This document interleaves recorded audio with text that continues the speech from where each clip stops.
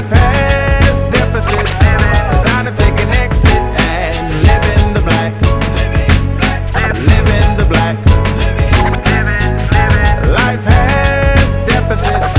It's time to take an exit and live in the black. Live in the black. With Marcus Benjamin. Live in the black. With Marcus Benjamin. Live in the black. With Marcus Benjamin. Live in the black. Live in the black. Live in the black. Live in the black. Live in the black. Live in the black. Ladies and gentlemen, you know what time it is. It is time for Living in the Black. I'm your host today, Marcus Benjamin, and you know what happens. It's always a black experience, and you know what that means. It's a profitable experience for you, for your family, for your money, your faith, and everything that pertains to you. But guess what? I've got a special guest in the studio. No, I'm serious. For the first time in this context, we've done some Black Friday conversations together, but listen, the first time as a graduate from college, I've got none other than Mrs. Destiny Benjamin. Welcome to Living in the Black. Thank you. Good to be here. Glad to have you here. You know, Thank you. I say Destiny, but of course, I don't really have a lot of experience calling you Destiny because it's always Princess in the house. It's been that way since, 2002? Forever, yeah. 2002. It's 2025. And welcome to Living in the Black. Yes. How you feel about being here? It's like a homecoming. Yeah, I agree. But the interviewee instead of like emceeing or anything like that. Yeah, you know, we've done some Black Friday conversations, you know, over the years when you were at the governor's school and then I think your first year at Duke, and then you got too busy and you blew up, and so I couldn't get a hold to you. Next thing you know, I could just say, "Hey, Princess, I need you to." The next thing you know, she don't have no time. You know, she ain't got no time. I'm like, listen, folks, get social media and get a blog and get to school, and Dad can't even get nobody's schedule. Well, I have no. I don't have She got any no words, no words. See, that's what happens. That's what happens. You know, folks get busy. You know, but no, seriously, since the start of the blog and since you were at the Governor's School for Science and Math when you were in high school, and then coming into college, we did a couple of Black Friday conversations together. Had some really good conversations with some really good people, Jerome Gay and Dr. Edward Baptist, and I can't remember the other guy's name we had. He was really good too. Man, he'll probably get mad. He's like, Marcus, how you don't remember me? But I probably shouldn't start calling anybody's names, right? But Jamar Tisby. Jamar Tisby. Yeah, he was good. But you were, coming in, hosting and co-hosting with us. How were those experiences? They were good. I think it kind of prepared me because I had to start hosting and doing things once I got to college. So it was like a first step getting into it, especially because I think that was like also during 2020 and the pandemic. So kind of getting my what's the feet wet. Yeah, getting my feet wet like on the virtual platform and then transitioning to in-person events. In-person events, yeah. So tell us a little bit about that. This broadcast is coming in July, August, and May of this year, you graduated from Duke University. Yeah.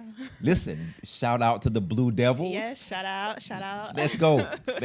Listen, we tell people all the time, listen, we were fans before, but after you start writing checks and attendance, it goes to another level. We're not just fans, though. We've paid some blue blood. Right. Or some green blood.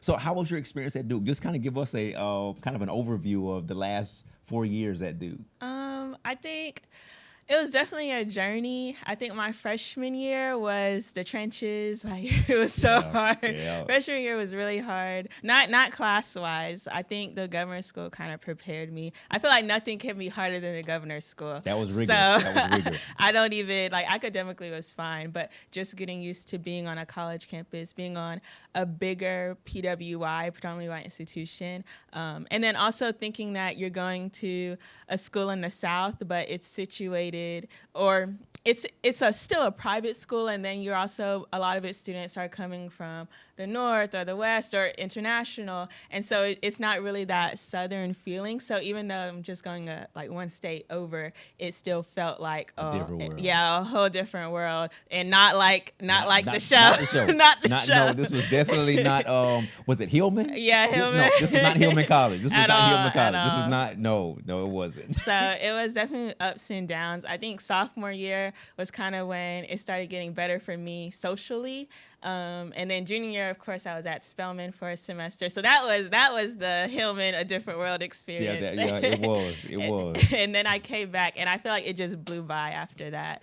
And I just blinked and I graduated. Yeah, but really quickly, just you went to Spelman for that semester, and then I mean it was an exclusive Black experience, a great Black experience. And then going back to Duke, what was that like?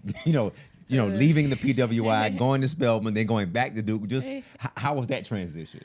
It was, I say, because I went with my one of my close friends. We both did the exchange. So when we first went from Duke, finishing our sophomore year, and then going first semester junior year to Spelman, we were like, it felt like we were freshmen all over again. We had to learn a whole different school, and it's a whole different environment. Not only is it at HBCU, but of course it's in Atlanta.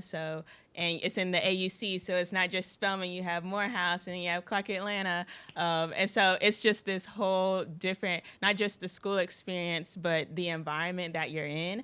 And so that was definitely a transition, literally feeling like freshmen all over again.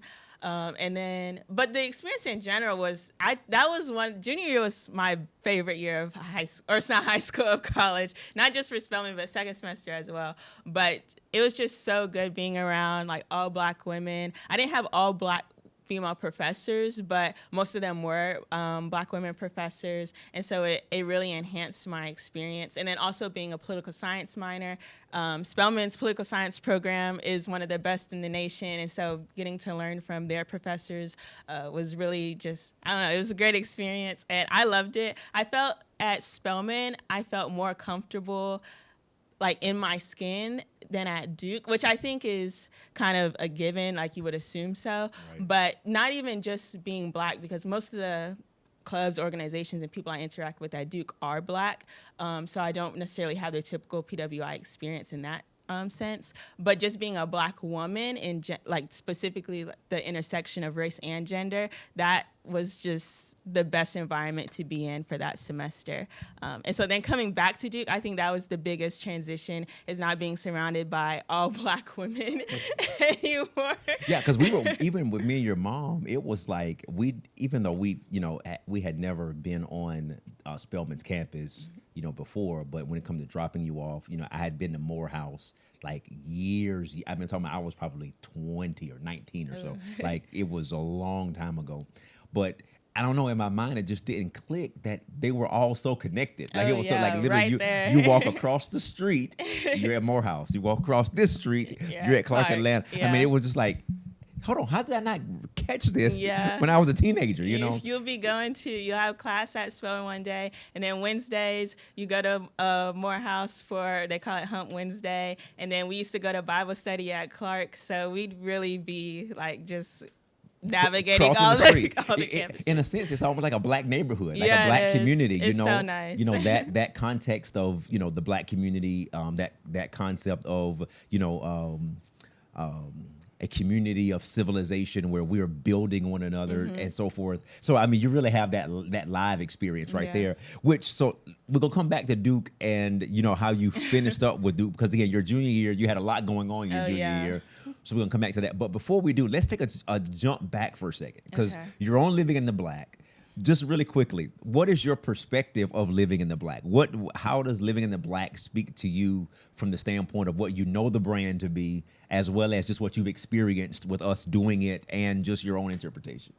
I think, the phrase living in the Black, I think at that time, I didn't really know what that meant. I didn't know, I don't know a lot, to be honest, about money and wrong guess. No, I'm going through. So I think, I know I had to learn, what that phrase meant, not just, what is it, like in financial terms, but then Keep going. what it means, like when you're applying it in this dynamic, like extending the term beyond just finance. And so I had to learn that. But also when I'm coming into living in the Black and hosting, it's more so events about Black history and what it means to be Black, and just applying that to various areas, once again, beyond just finance or economics, but just socially, whatever, in whatever regard that is. And so when I'm hearing living in the Black, I'm really honing in on that.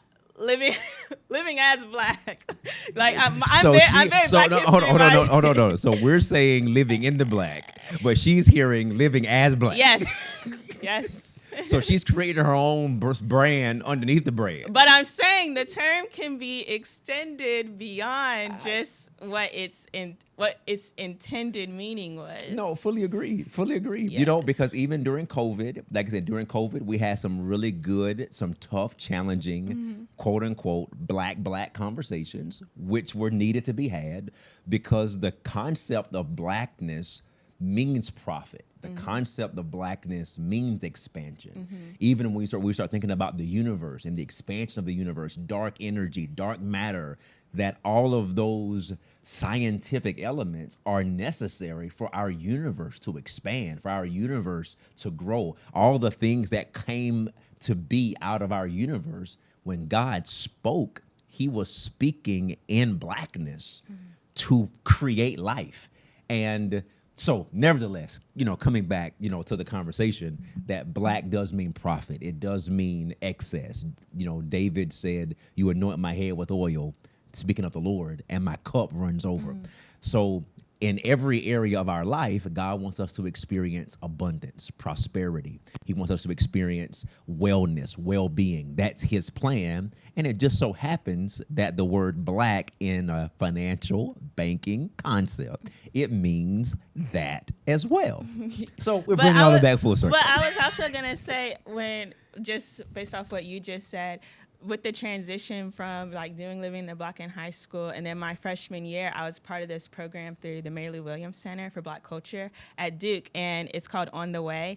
And part of what we learned about in On the Way was how Black people in general and in the Black community, we have various forms of capital, like familial capital. Like there's just various forms of capital that once again extend beyond what you think of when you hear capital, like money, assets, but like familial capital, like you can be rich in various ways without it just being monetary. And so that was definitely, that's correct, like the continuity of those of learning about capital and living in the Black. Everything is Black. It's all Black. Yes. It's all Blackness. So to that point, you from a high school perspective, coming into a college perspective, and dealing with the concept of Blackness and prosperity and so forth. Talk about your second semester of your junior year that you said was, one of the best years ever, and then move forward. So tell us about what happened in your second semester and how that kind of, spilled over into some other unprecedented things that happened while you were at Duke. So second semester, well, it started at the end of first semester junior year. Actually, okay, to understand the second semester junior year, you have to understand like sophomore year, because that's when I first had the idea, because I started doing like more videos and interacting more with Black people at Duke and connecting them with my blog. And so I had the idea of doing something in regards to Duke's Black history, because they have like a really rich Black history, really rich history of Black student protests. And the major form of Black student protest was called the Allen Building Takeover, which was when Black students took over our administrative building and had a whole list of demands. This was in 1969, where like college campuses across the nation, Black students were protesting. And so ours was called the Allen Building Takeover. And from the Allen Building Takeover, that's how we eventually got the Mary Lou Williams Center for Black Culture. We got an African American Studies department, more Black faculty, and that sort of thing. And so I had the idea to do something in remembrance of that. And that year, I think it was like the 3rd or 4th anniversary of the blog. So I was like, let me just wait until like a bigger year. Okay. We don't need a regular year. We need all of this to kind of coalesce together. Right. And so my junior year, that was when Duke started their second semester was when Duke started their centennial celebrations. So it was the 100th year of Duke, and then it was also the 55th anniversary of the Allen Building Takeover. And so at the end of my first semester junior year at Spelman, that's when I started contacting like former participants and alumni of the Allen Building Takeover, and just seeing who would want to come to campus. And then we also, that was the second part. The first part we started was wanting to recreate photos from the takeover. And so started getting students together who wants to model. And then as soon as I got back to campus, second semester was when we started doing photo shoots. I started like calling, trying to get people to pay for the event because I was not paying for it. And Duke has a lot of money. They try to act broke, but they got a lot of money. And so that endowment yes, is it's major. huge.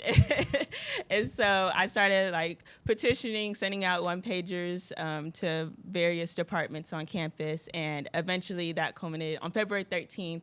We had the event where it was a panel discussion with 3 former members of the Allen Building Takeover, Ms. Catherine LeBlanc, Mr. Michael LeBlanc, and Mr. Michael McBride. And then also Theodore Siegel, who is the author of Point of Reckoning, which is a book about Black student history at Duke. And he was also an alumni of Duke. And what was the event called?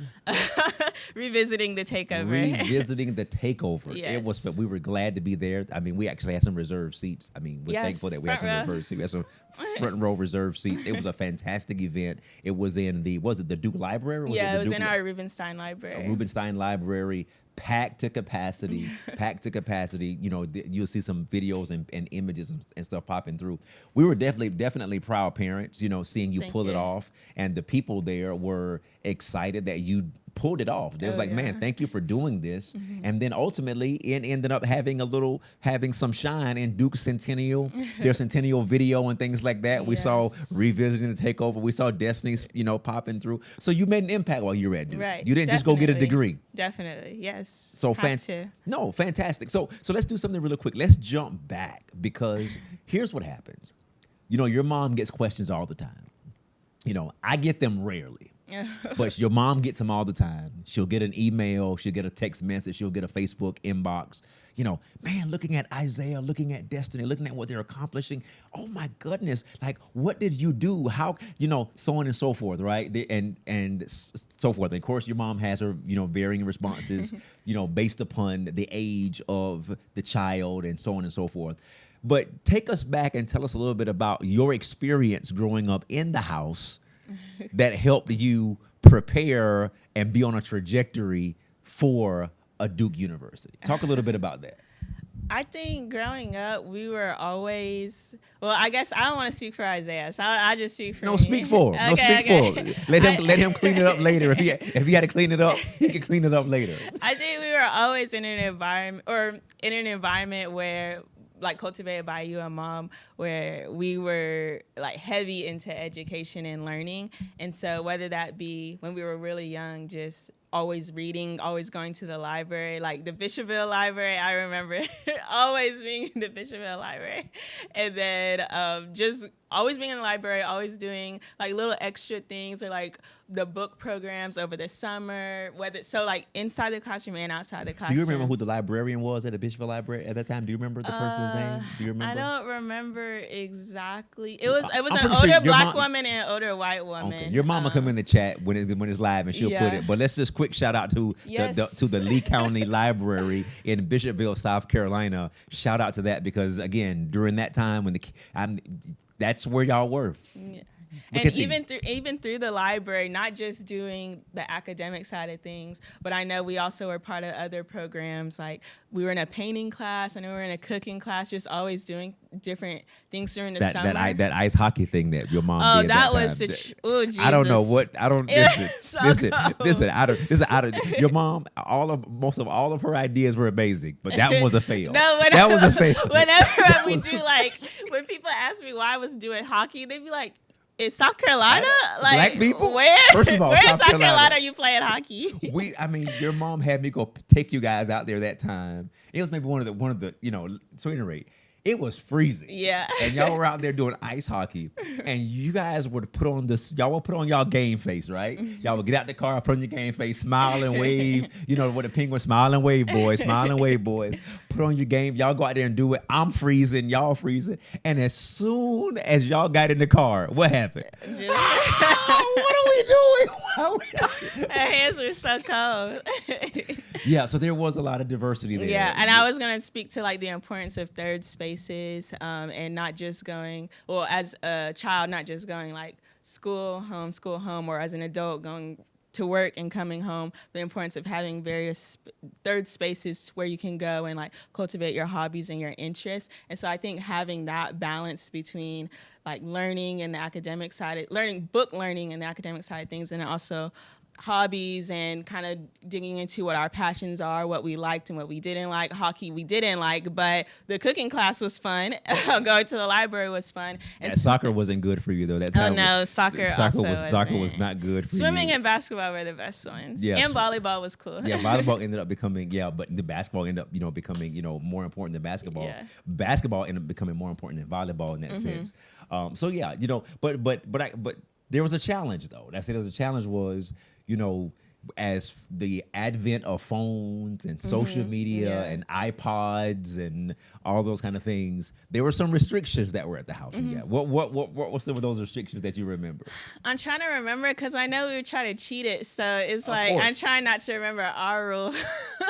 But I know during the week because we didn't really even have, like, I didn't get a phone until I was 13, but we had iPods and like the Kindle, and so we couldn't really be on technology. And my iPad that y'all wanted to get all the time. Yeah, but it was very limited. It was definitely limited throughout the week. It was basically like none at all during the week. It didn't even become a possibility until Thursday. Yeah. Maybe we could bend a little bit on Thursday, but Monday, Tuesday, Wednesday, it was definitely the answer is no. And then like trying to sneak and then getting it taken. Yeah. Isaiah.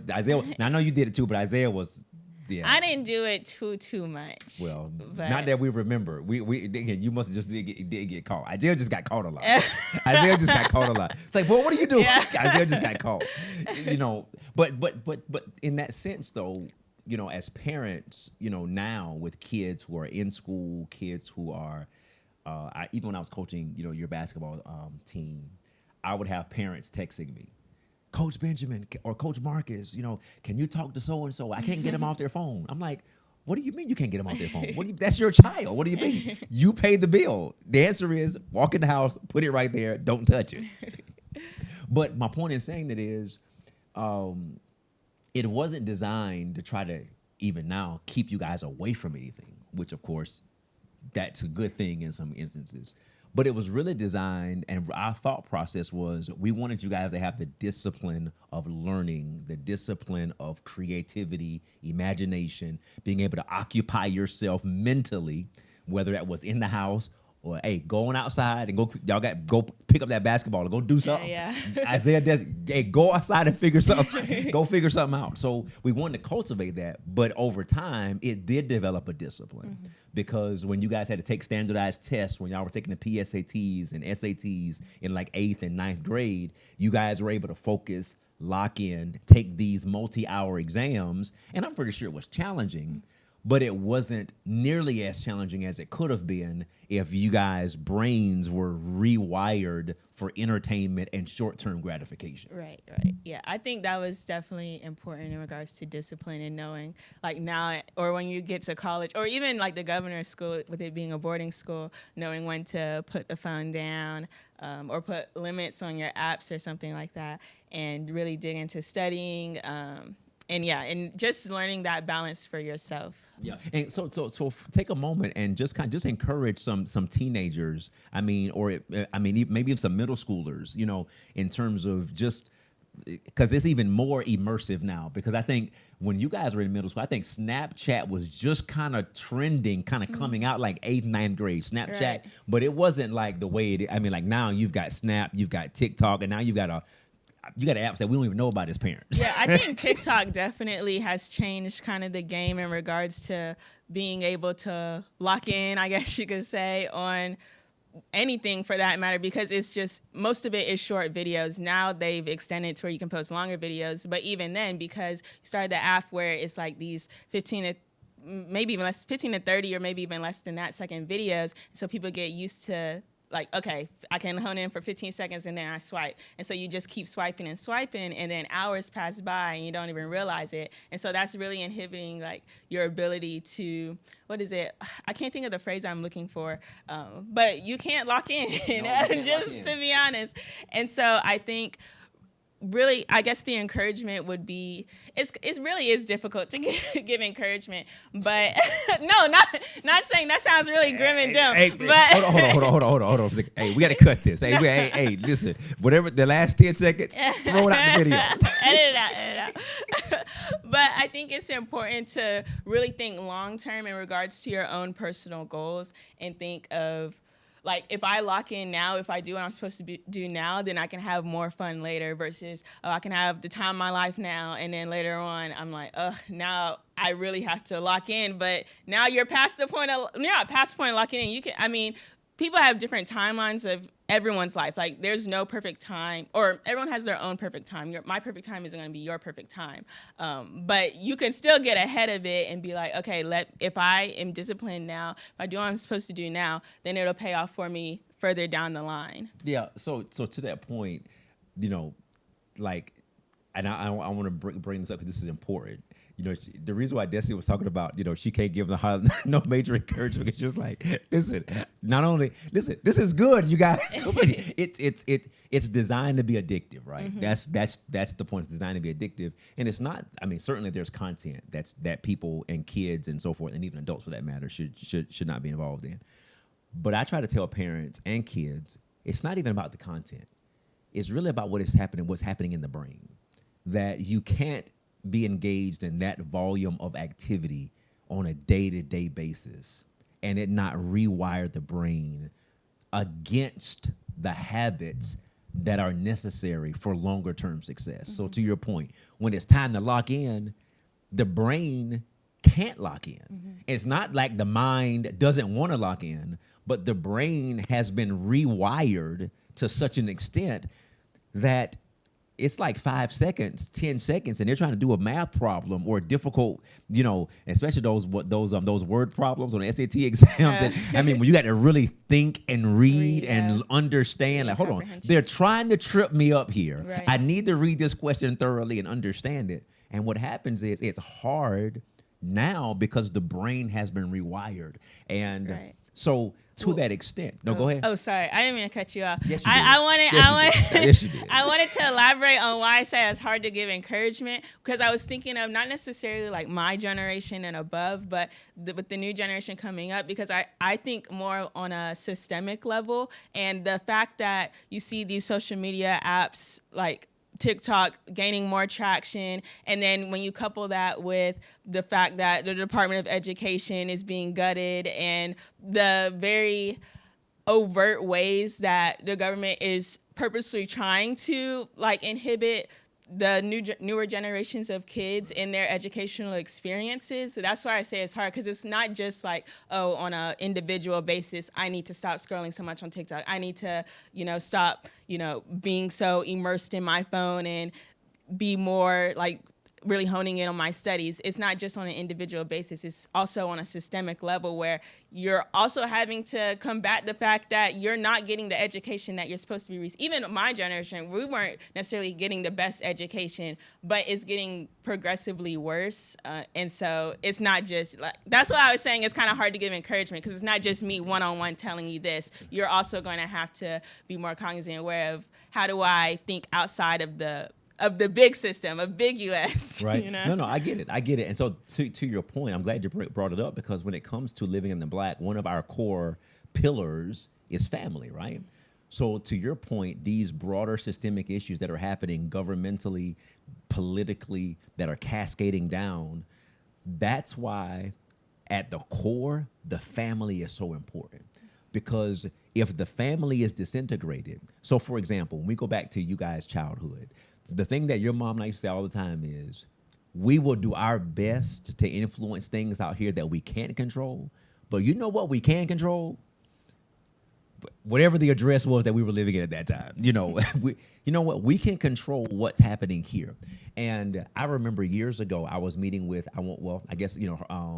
Dr. Molly Spearman. She was at that time, she was the the president of SCASA, the South Carolina Association of School Administrators. So she was over her organization, provided support, mentorship, training, and so forth for all of the principals across the state of South Carolina.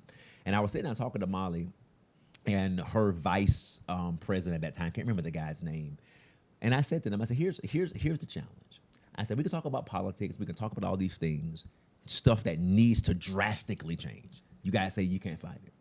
You guys say these things are overwhelming. Okay, cool. But what are you doing to provide resources and support to the teachers in the classroom and to the parents who are responsible for the home environment that these children are going home to? I said, because what I said, my experience is all, because I mean, what I've seen is that the school system is saying, we can educate your kids without you. And the reality of it is that is impossible. It doesn't matter how great the teachers are, and we have great teachers, and we need to pay them a whole lot more money than what they're making right now. I even told them at that time, I said, in my estimation, there should be nobody at the district office but the superintendent who should be making more money than a teacher in the classroom. Because how in the world you got people at the district office who are making six-figure salaries for administration, organization, planning, travel, but the teachers in the classroom are making $45,000, $50,000 a year, and they're the ones responsible for educating the future of our children.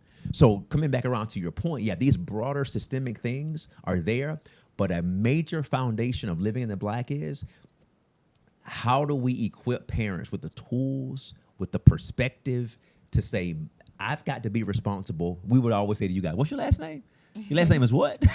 My last name is Benjamin. Okay, what's their last name? Well, that's okay. So now, which house are we living in? Right. We're living. What? Okay, we're at the Benjamin. Mikasa is Mikasa, not a Sukasa, but it's Mikasa a Mikasa. So this is how it's gonna function. You know, wow. And certainly we're thanking God for His grace being there. And I'm gonna say one more thing, and I got a question to you. I'm coming back to Duke. I have people ask me, they say, well, Marcus, what do you think is one, if you could narrow it down to one thing that you and Omega did, one thing that you and Omega did for Isaiah and Destiny, one thing. I said, you're not going to like my answer. I said, so it's really a 1A and a 1B. And it was like, I said, because they both go together. I said, what? I said, here's the deal. I said, prayer and taking phones. Well, yes. I said prayer and taking phones. I said, because if we're praying for them, but then they have unlimited access to all of this other information, unlimited, unchecked, unbalanced, unrestricted, unmonitored, then what we've just done is we're praying for our children and then we're throwing them out to the wolves and saying, hey, no, we have to. I said, it's your responsibility as a parent to understand the types of habits that are needful for your child to win and put them in the best possible environment for that to happen. And then you trust God with the difference. So I wanted to bring that back around to the social media aspect as well, because that's one of the things that I do get asked and I do tell parents. Right. So you came through, went to the governor's school. You and Isaiah left the house at the same time, which was devastating for your mom. I mean, she cried every day for about 3 weeks. But it may not be that long. Maybe I'm exaggerating. But let's just say it was at least 2 weeks every day. She, you know, and again, you know, you were leaving as a junior in high school, going to the governor's school. Isaiah was going to college. So yeah, that was difficult. But we're seeing the outcome of that, right? We're seeing the outcome of that. You finished up at Duke. And when what did you feel when you were walking across that stadium that day graduating? I mean, here it is, May. What was your feeling that day? What was going through your mind and your heart? It was so exciting because I've been wanting to go to Duke since middle school, first for basketball, but then of course going for academics. And so it just kind of before felt middle school is when you told us. Well, my first memory is middle school. we were living in Dazelle. We was in a car. You were going to Emmanuel. Oh wow. Yeah, it was before then. Well, but we yeah, digress. It's a long time. It was a long time. Yeah, and so just walking across the field, we were on the football field, and we didn't have assigned seats. So not just like walking across like by myself, but like with my friends. And with my friend group, we've been friends since freshman year. So it's kind of like we went through the entire journey together. And just, it was really a surreal moment. is just very surreal. It still doesn't feel real. Like, I scroll through my memories and I'm like, that just happened. Well, yeah, it's real because those checks were real. Well, yes, I'm sure. Those checks were real. But I mean, certainly God blessed you. Certainly you had a lot of, substantially earned scholarships, not just given, but earned scholarships. Great endowments, great fellowships, things you were a part of, etc. But we did have to write some checks. You know, your mom and I, we had to write some checks. And the reason I'm bringing it up is because there was a lot of discipline that bridged the gap in those years. From the early days of saying, "Hey, I want to go to Duke and graduate," to actually graduating. There's a lot of discipline that's there. There's a lot of focus that's there. There's a lot of saying no to things you would have liked to have said yes to, and vice versa. Talk a little bit about that. I mean, from now you're 22, right? Yes. Big 22. Okay. Which was your basketball number? It was your basketball number in AJ Wilson, Jimmy Butler. Let's go. The greats. We need Jimmy to level up, man. He gonna lock in. He gonna lock in. We need playoff Jimmy to return. He needs to lock in. Maybe it was a new city for him, so he didn't. I don't really try to give him excuses because he makes me angry, but I believe he's gonna lock in. You gonna be okay? Well, listen. Well, let's believe he can lock in. Let's believe he can lock in. So 22, a lot of discipline. Just talk a little bit about that from an encouragement standpoint, because I think some of the young adults and even some of the teenagers and so forth could really benefit from hearing their goals may not be your goals, but no matter what a person's goal is, there are just certain things that are non-negotiable in between. What are your thoughts about that? Well, when you're talking about discipline, I'm thinking of the importance of asking for help. That's something that I had to definitely learn because I literally don't like asking for help. Bring the camera back to me. No, give me my camera. Give me my camera. Give me my camera, Ennis. Give me my camera. This child right here don't like to ask for help. I'm telling you this. No, Destiny like to give instructions. So, listen, questions, no. Instructions, yes. When we were doing FAFSA, come back now. We can go back. We were doing all this stuff that had to be done. She had to do scholarship. Destiny's like sending us. We get all these lists of emails. We get a checklist. Mom, these are your action items. Dad, these are your action items. These are the dates of that. Like, hold on for a second. Who are we talking to? You know. It streamlines the process, though. It streamlines the process. So then you don't have to ask me as many questions. Okay. But anyway, Let's I go had back to to learn. discipline. Right. I had to learn how to ask for help, both inside and outside of the classroom, because once again, you're going to a new environment. You don't know everything, and I can't speak for all colleges, but especially at Duke, a lot of the resources that they have available, like I said, they try to pretend like they're broke. There's a hidden curriculum. Like, there's a lot that you have to seek out and find yourself, and you don't have to find it yourself, but you find those hidden gems, those hidden resources through connecting with people and through asking for help, through going through different centers. The Mary Lou Williams Center for Black Culture, our director was also part of the Career Center, so that kind of helped bringing in resources to not just me, but other Black students on campus. And then also, specifically being a Black student, it's hard to find those resources that others may know right from the jump. Got it, right. And so it was really important for me to really go out, get outside of my comfort zone and ask for help. Or also with Duke, with their curriculum, you have to overload your classes at least one semester. I think most people do too. And so those are really hard semesters to go through because you're taking more courses than your typical credit hours. And so with those, you really have to lean on your professors, go ask for help, join study groups. I don't think I ever joined a study group before going to college and having to take like those mandatory classes that you might not be interested in, but because it's mandatory, you have to learn to take it and just lean on other people in the class. And so asking for help, not being like, for me, another thing I had to learn was that when I asked for help, I like to go to the people that seem most experienced, but I think I know I had to learn how to realize that other fellow students also might have more knowledge than me, and not thinking that just because, we're in the same grade or something, then they don't understand either. They might not know. So some students might know more than you think. So not like having a hierarchy, I guess you could say, of who's most important or who knows the most, and not thinking that I'm above or below anyone else or too high and mighty to ask for help. Got it. So you would say that, asking for help would be one of those disciplines, right, to help kind of bridge that gap. Now, Destiny is a reader. That's a part of, her trajectory, her path. I mean, as a matter of fact, just today, I was moving some items for Destiny to her apartment in Durham, and the heaviest boxes were boxes of books. Well, yes. Books and books and books. And hey, I'm not mad because I got boxes of books too. I got boxes of books too. So I'm just saying. But I had to move my own books. I had to move my own books. You should ask for help. So no, listen, I didn't need help to move them. I'm just saying it was just. I'm like, man, we're stacking up books in the. Well, you'll see them when you get there. But yeah, to that point. That was a discipline. So the reading discipline was a part of the journey, right? Because what you're doing in undergrad, what you were doing in the governor's school, and now what you're getting ready to do, which is what I want you to talk about, it requires what? A lot of reading. A lot of reading.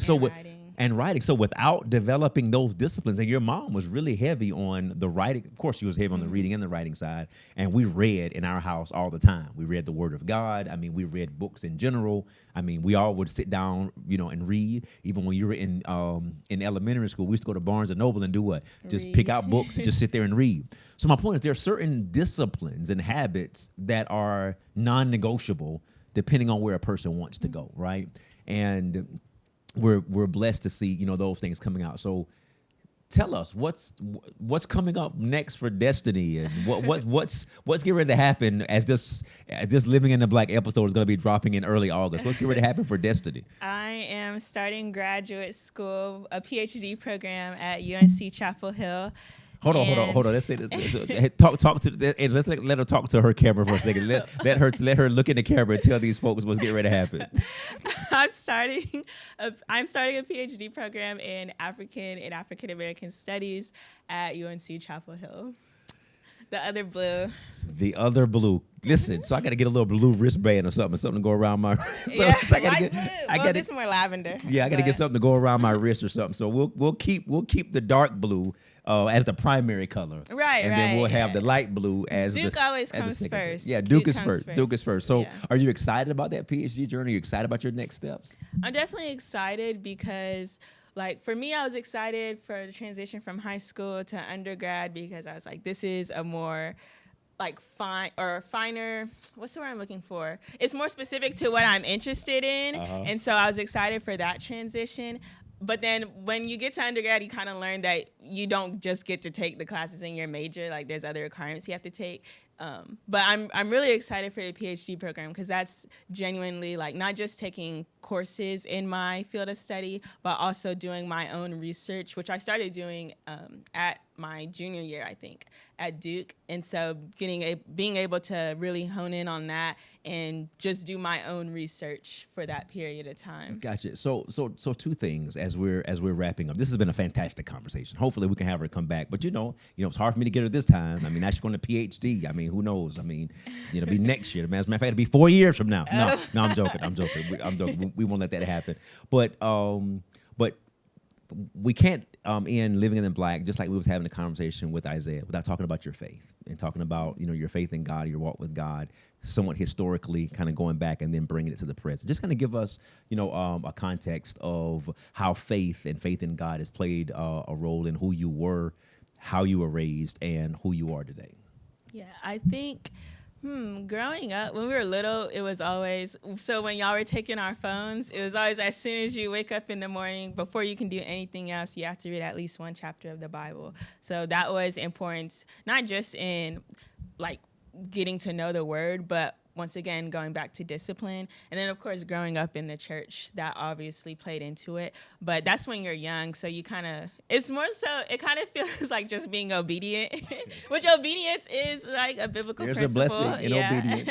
But that's more so where it's coming from, I think, when you're really young. And then growing up, I want to say junior year when I left for the governor's school was really when I started like getting into my faith for myself, that's not when I bought my first Bible. I bought my first Bible when I was in like 6th grade. I think You were really Yeah. young. You were really young when you bought the first Bible. that $25, that felt like a lot of money. But then I bought it was still like a kiddie Bible though. So I bought my first, I guess you could say, grown up Bible my junior year, and that's when I started like really reading, not just reading the word, but studying it, because it was my first time being by myself. I was 16, I want to say. And so I was in the trenches. You were in the trenches. The governor's school is the hardest school I've ever attended. And so I really had to lean on God, because I still to this day don't know how I survived. But that was still a good foundation in learning how to study the word, learning how to lean on God. And so that's only continued throughout college. I finished reading the whole Bible last September. All so right. I didn't do the Bible in a year because I felt rushed, and I really needed to understand what I was reading. So Yeah, it she took me a while. reads and annotates and scribbles. I mean, Right. I would say she get it honestly, because I did the same thing. All of my Bibles they're all written up. Yeah. They're all written up. And so I think studying for my own was important to my faith, because a lot of the times when you see like discourse online about Christians and Christianity and religion, I think when you get too caught up in religion and its rules, and I'm finishing Acts today for the second time, and so that's kind of intrinsic to or like a underlying theme, I feel, of that book. And so when you get too caught up in the religion of it, you lose sight of the relationship with God. And I feel like throughout my life, I didn't want to get too caught up in the religion of it. So once you study and you learn for yourself and you're able to have a relationship with Jesus for yourself, when people talk about, cons of Christianity or traumatic experiences they've had in the church, I feel like when you have that foundation in your relationship with Jesus for yourself, even when you go to a church, because you have to realize, okay, I don't want to get too controversial, but you have to realize that the pastors and the leaders are also human too. And so this might be controversial, but whereas when people talk about church hurt, while there is, yes, very extreme cases of church hurt, to where, once again, you can kind of think of more systemic, religious things, so more earthly things that are going on. And so you kind of have to...